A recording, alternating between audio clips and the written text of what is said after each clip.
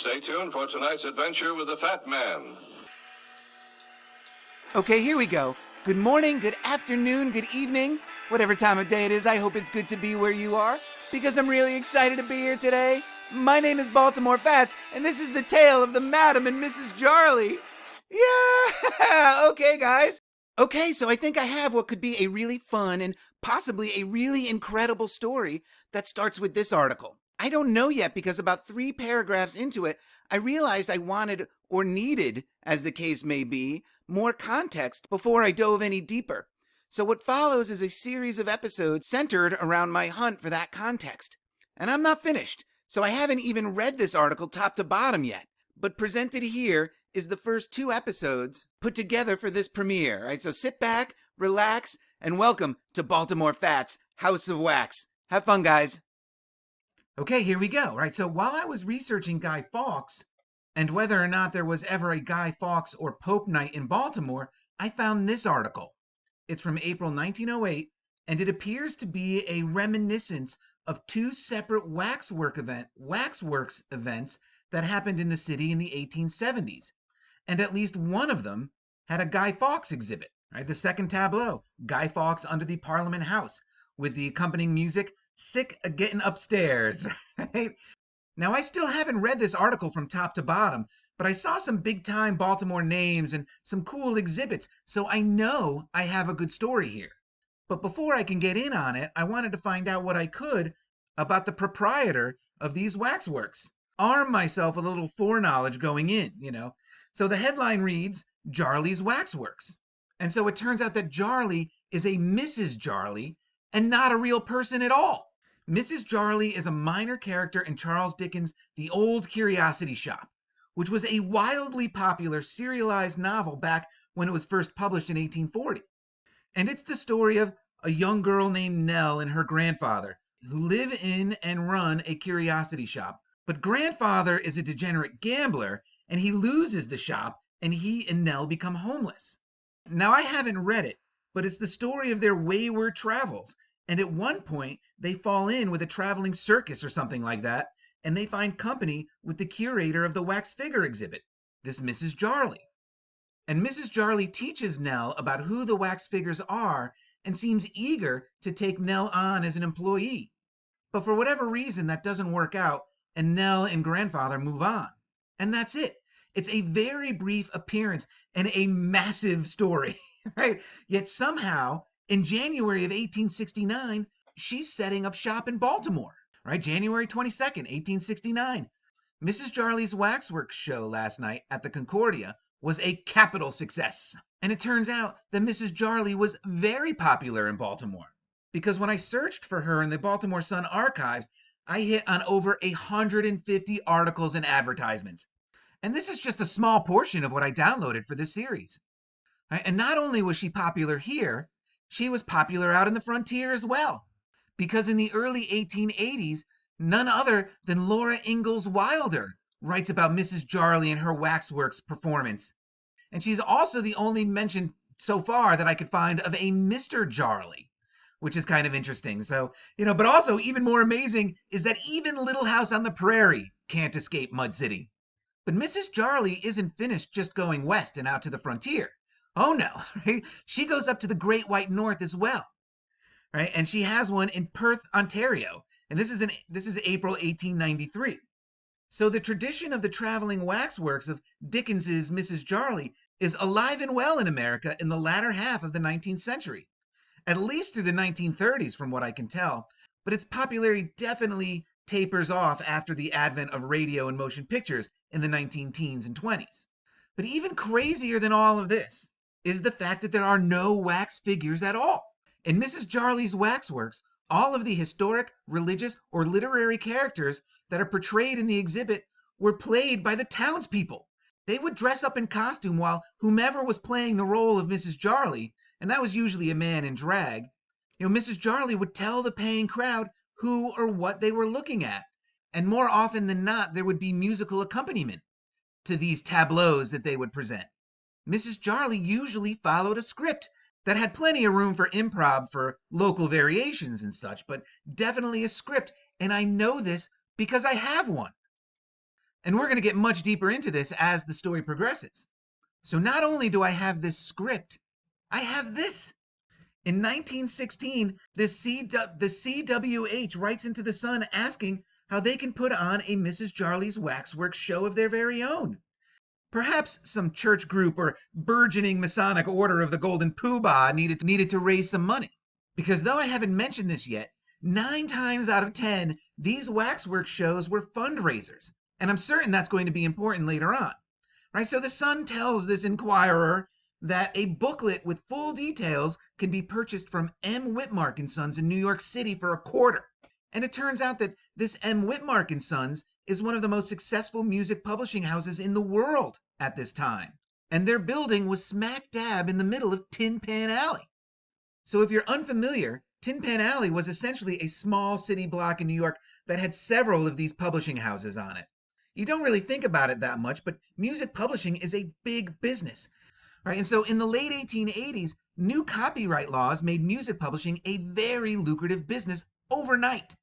Because before this, there was very little incentive to write new songs because you could freely use any tune, melody, or lyrics you wanted. Right? There was no money in it.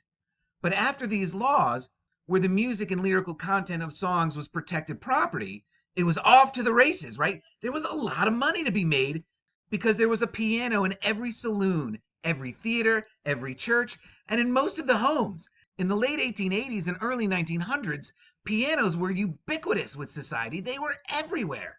There were no stereos or radios, but if you wrote a catchy song, you could have a hit because hits were measured in the sales of sheet music. And nobody sold more copies of their sheet music than M. Whitmark and Sons. And they were savvy enough to make arrangements with publishers abroad, and they amassed the largest collection of copyrighted songs in the world. And in a familiar move, just before radio and talkies were going to kill Tin Pan Alley for good, Whitmark and Sons is purchased by Warner Brothers in 1929. Something that reeks a little bit of insider trading, I don't know. And this may be more important down the line, right? So who is M. Whitmark? M. Whitmark was Prussian-born Marcus Witowski, who emigrates to America in the 1850s, processing through New York before he moves to southern Georgia and becomes a soldier in the Confederate Army. He's wounded at Gettysburg, where his company takes massive losses, apparently, right? And so now I'm seeing some potential for a Poe Carroll connection there. And so after the war, he decides to move back to New York, where he becomes very successful in the wine and liquor trade. And what would any trip through Mud City be without some boozy Bacchus symbolism in it, right? I mean, there just has to be. And so Marcus uses the fruits of his success to front this new music publishing venture for his 3 underaged sons, who were aged 14 to 17 at the time. And by all accounts, he leaves the affairs of this new business up to them. Right? He's apparently not involved at all. And it's they that raise this little family business up to be the titan it becomes. Right? Sure, these kids had this genius idea to do this. But that's the way the narrative tells it, right? So that's the way it must be. And I would look into them a little bit further, but I want this episode to actually end, right? So I'm going to move on. Maybe I'll hit them some other time. But I do want to take a moment here and take a little stock of what I have so far. And what I have is a traveling waxwork exhibit based on a minor Charles Dickens character that doesn't travel or have wax figures at all. I also have the libretto and a false paradigm speculator's keen sense that there's much more to this story. Because as I said earlier, Mrs. Jarley was very popular in Baltimore, making her first appearance in 1869, but then again in 1872, Mrs. Jarley's Waxworks, Who Was There and How? See the Sunday Bulletin, which Natch doesn't actually exist, but more on that later, right? They were here in 1878, and it was a great success, right? I also have one on Guy Fawkes Night in 1915. Right, the Ruxton contingent puts on a Jarley's Waxworks, and Ruxton is Baltimore money. But what's really happening here with these waxworks? And it's hard to see them as anything other than the reinforcement of a scripted narrative through the use of pictures and music. By dressing up these figures in costumes and adding a story and some music, what the proprietors of these Mrs. Jarley shows had done was essentially create an in-person propagandist music video. Dress a guy up and say, here's Guy Fawkes, and this is what he did. And if the tune was good, and the tune here was sick of getting upstairs, which which I guess is an allusion to his distaste for what was happening with the monarchy and parliament, right? But if the tune was good and it got stuck in your head, voila! The story of Guy Fawkes has become part of your subconscious and now part of historical fact. Mrs. Jarley and that delightful tune wouldn't lie to you, would they? So as a false paradigm speculator riddled with apophenia, if you're looking for evidence that our written history is a false paradigm foisted onto the public, it's hard to find a better example than Mrs. Jarley's waxworks. Because in Baltimore, for the better part of 1891, Mrs. Jarley's waxworks, although not under that name, took up residence for the better part of the year at Howard's Auditorium. Right? And Howard's Auditorium was open from 10 a.m. to 11 p.m. I'm not sure if that's daily or not, but there were promenade concerts in the Grand Panopticon every afternoon and evening by the Hungarian gypsies. There was also a great hall of wax tableaux, cosmorama scenes, and other novelties. And so now think about this. There were new people coming in every day, and you needed to show them their history. Not all of these people would be going to school. How would they ever learn about Guy Fawkes, the fake man in this fake display, right? And I'm certain this was going on in every major city in America at the time. And I think it's interesting that this is happening at Howard's Auditorium, the Howard name being almost as ubiquitous to Maryland as the Calvaires or the Carrolls, right? It was Howard's Woods where Cathedral Hill is today. So it's good to see the Howard name involved in the indoctrination as entertainment industry here in 1891, just as it is today with Ron Howard and his Imagine Entertainment Group. It's hard to get bigger than Ron Howard in Hollywood. And don't think it's lost on me that he played Richie Cunningham. And Edgar Allan Poe's ancestor, the immortal David Poe, was one of Cunningham's men back in his Scottish Covenanting days. And so I think there's something to this Howards and the Cunninghams and that whole Happy Days universe, Lenny and Squiggy, Laverne and Shirley's Mudflood apartment, that connects back and could be an integral part of this story. So maybe someday there'll be some more videos about that. And so here we have all of these exhibits happening, but there's no wax in these waxworks. Where's the wax? Dickens's Mrs. Jarley actually had wax figures, mannequins. And so where were they? Old Charlie here clearly based his character on the allegedly very real Madame Tussaud. And so we're going to see if we can't find where the wax is when we take a look at her in the next episode. But before I close this one out, I do have a cherry I want to put on top of it. And that's when I was looking into the history of Mrs. Jarley, I found this article. And it says that the original Mrs. Jarley Waxworks was once upon a time a popular exhibition known as Ferguson's Waxworks, founded by that gentleman in 1832 or 1833.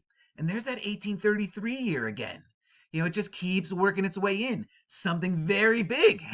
Lots of very big things happened in 1833, apparently. And now this is very interesting because it would predate Dickens' publication of the Old Curiosity Shop by 7 or 8 years. Or does it? Because there are some wonky dates around the Old Curiosity Shop and when it possibly could have written versus when it was published. Maybe some evidence that Charles Dickens was, in fact, the front man, the beard, for a factory of writers just churning this stuff out to shape the narrative. But that's digressing. But it is interesting. Depending on when this transition from Ferguson to Mrs. Jarley took place, there could have been a real-life Mrs. Jarley's Waxworks before the publication of the Old Curiosity Shop. But when I went looking for anything on this Ferguson's Waxworks in 1832 and 1833, I got the big nothing. I could find nothing about it. But I did find this. And that's on April 4th, 1963, The Twilight Zone aired an episode called The New Exhibit, in which Martin Balsam, he plays the curator of a wax museum called Ferguson's Wax Museum. Now, is this just a coincidence? Or were Rod Serling and the writers of this episode aware of Ferguson's Waxworks in the 1830s? And do you think Martin Balsam here, that great character actor, felt any sense of irony playing this part when balsam is a plant resin that can be turned into wax? I don't know, but it's certainly fun to speculate on. So now that we have a better understanding of who Mrs. Jarley was or is, the fictional curator of a traveling waxwork show in Charles Dickens's The Old Curiosity Shop, I think it's fairly obvious that Charles Dickens based this character on the allegedly very real Marie Tussaud, who in the 18 teens and early 1820s toured the UK with her waxworks collection. As a result of the Napoleonic Wars, Tussaud was unable to return to France, so she traveled with her collection throughout the British Isles. And this inability to return to France causes her to settle in London, where she opens her world-famous wax museum in 1835. Now, Charles Dickens would have been a very impressionable young boy in the 18 teens, so it's possible he could have seen this traveling show when he was very young, but it's most certain that he knew her later in life after she opens her museum, because he would have been about 23, and the narrative wants her to be the inspiration for Mrs. Jarley, so we're going to take a closer look at Marie Tussaud here, right? And her story starts a lot earlier than the Napoleonic Wars that kept her out of France, right? So she was born in Strasbourg, France in 1761. Her father allegedly dying in something called the 8 Years' War about 2 months before she was born. Right? Her mother takes this job as a live-in housekeeper for one Dr. Philippe Courteous. And here he is, and this is the spelling, right? So that's why he's courteous from here on out. But he takes them in, and he is this very well-to-do doctor in Bern, Switzerland, who has a very lucrative side hustle as the manufacturer of anatomically correct wax body parts. And that ranges from everything from torsos and limbs for medical students and fellow doctors to erotic statues and figures, as well as portraits of his very wealthy friends in Bern, right? And there's Swiss royal family in Bern that patron him, and they encourage him to close up his practice and move to Paris and open a wax portrait shop, which he does in 1765. And now this wax portrait shop was on the Boulevard du Temple, which is formerly nicknamed the Boulevard du Crime. And I looked into that. That was because there was a lot of crime dramas in the theater there. Or so the Wikipedia gatekeeping program wants me to think. Right? And it's very close to the palace, so very close to the royal family. And the name refers to a nearby Knights Templars temple, where they established their Paris priory. So now if you ask me, this is a very exclusive neighborhood in Paris. Right? He just closes up shop in Bern and he opens this wax portraiture shop in Paris, and it is an instant success. There are a lot of things happening on the Boulevard du Temple, not the least of which, of course, is the development of the dagger type by Louis Daguerre. I think Static has talked about this, and I know Michelle Gibson has talked about this. You know, this is allegedly one of the first dagger types or pictures of a cityscape ever taken, and this is 1838. Right, and so now this is very interesting to me, the idea that photography is developing at the same time as the development of these wax figures and wax portraits and things. And I definitely don't think that's a coincidence, right? There's a connection there. But before we move on, I just want to take a closer look at this photograph because I've looked at it a few times and it drives me crazy every time that I do because of how inconsistent it is. Right, this is allegedly a photograph, a dagger type, right? A shutter was opened and this image was cast onto a surface, or so we're told. Okay, there are so many things that bother me about this picture, right? And first up, of course, is the giant whitewashed brick building in the foreground. You know, this thing already in 1838 looks 150 or 200 years old, the way that it's weathered and kind of beat up looking. And I think it's interesting that the earth appears to come right up to the side of this building in a strange way, kind of lending it a little bit of that mud flood ambiance, right? And that perhaps this level of the street was all dug out and recovered. You know, I don't know. It's just kind of speculation. It's just interesting to kind of see that back here, you know, and to have this like exposure spot down here blocking what, you know, who knows what, right? Next thing that drives me crazy is this window back here, or is it? What is this, right? Look at the side of this building, right? This thing is collapsing away. You know, how old is this building already in 1838 that it would collapse like this? And how is it that there's a window here? Look at the way this is torn away. There's no window here. What is happening? How does it look like that? Where did the window go here? You know, I don't get it. You know, and over here too. You know, what was that, a doorway? Look how long that is up high. Who knows? You know, I don't know. Just bothers me. Right? But not as much as the shadows bother me. The shadows in this picture bother me like crazy. And we'll start with the people. Why not? This is allegedly the first photograph of people. You know, the shoe shine going on over here. And the thing that drives me crazy looking at this is the obvious shadows. You know, what's going on here? You know, we have the shoe shine boy or whoever he is kind of casting a shadow this way. But this guy is casting a shadow the other way.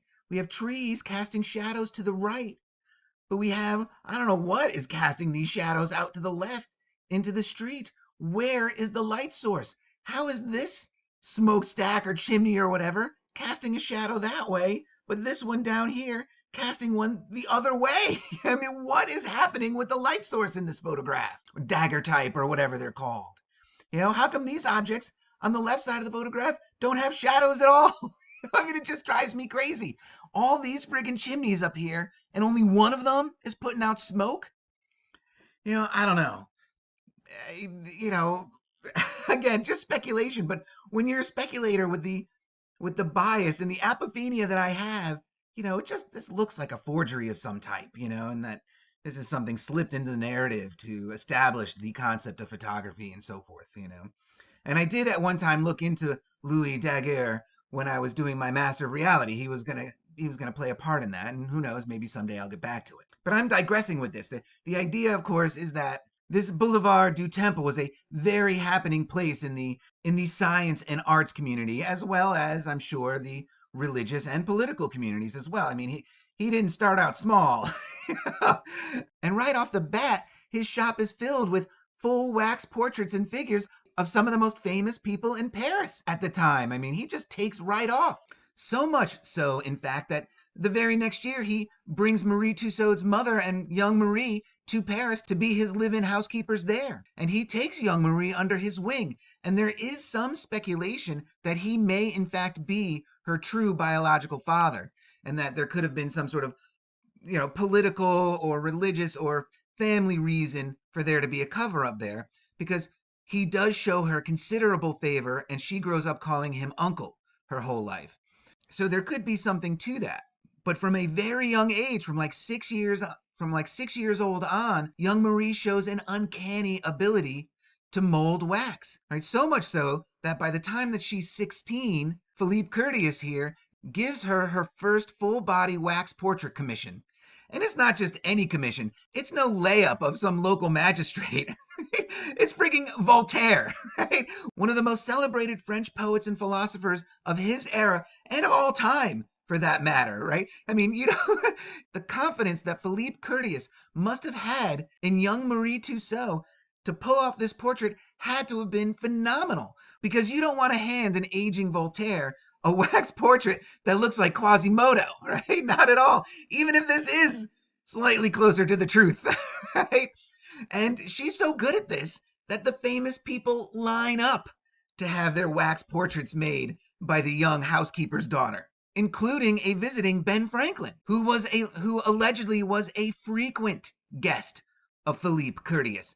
And on the right, we have a picture of Philippe Curtius's alleged hand-sculpted wax portrait of Ben Franklin. And so the fact that Benjamin Franklin was a frequent guest of Philippe Curtius made me sort of curious, right? Because one thought that stays with me when I think of the Founding Fathers is that just because we have all of these paintings and drawings of what they look like, and that some of them are on money and so forth, doesn't necessarily mean that's what any one of them look like. That's just what we're told they look like, what we're shown. And I'm of the persuasion that some of these gentlemen were complete fiction.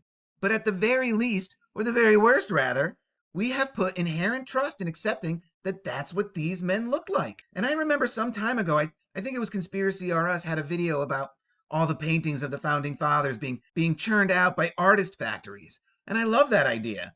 Literal sweatshops of artists just turning out painting after painting of the Founding Fathers, right? The thought occurred to me how great it would be for the showrunners of the 18th century to have three-dimensional life-size replicas for their artist factories.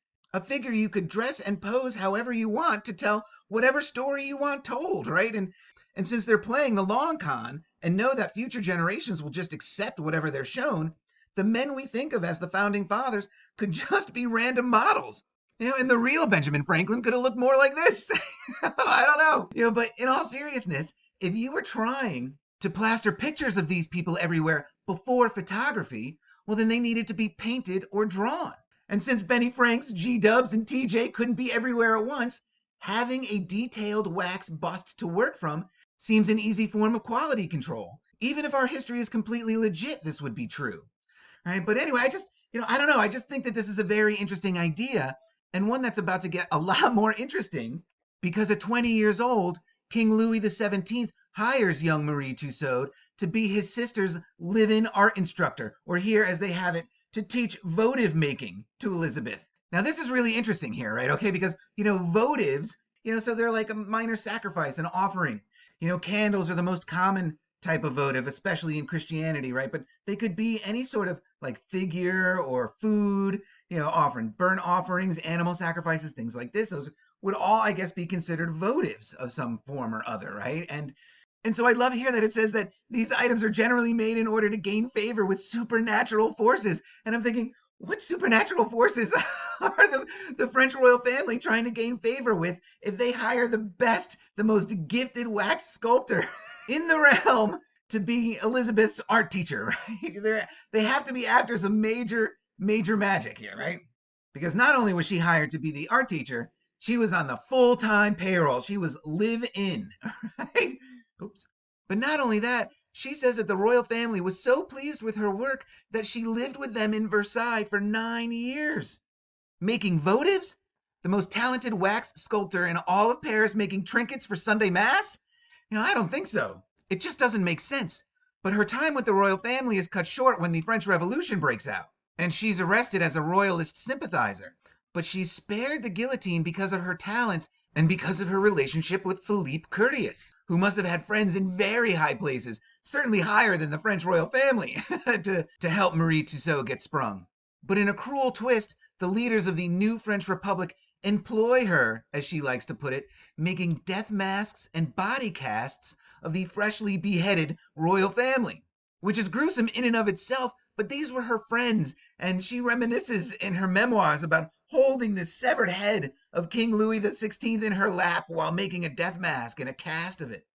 I mean, it's just unbelievable. But then I started thinking about that 9 years she lived with the royal family in Versailles. That's an awfully long time, right? Maybe the royals saw the writing on the wall, or maybe they were complicit in the scripting of their downfall.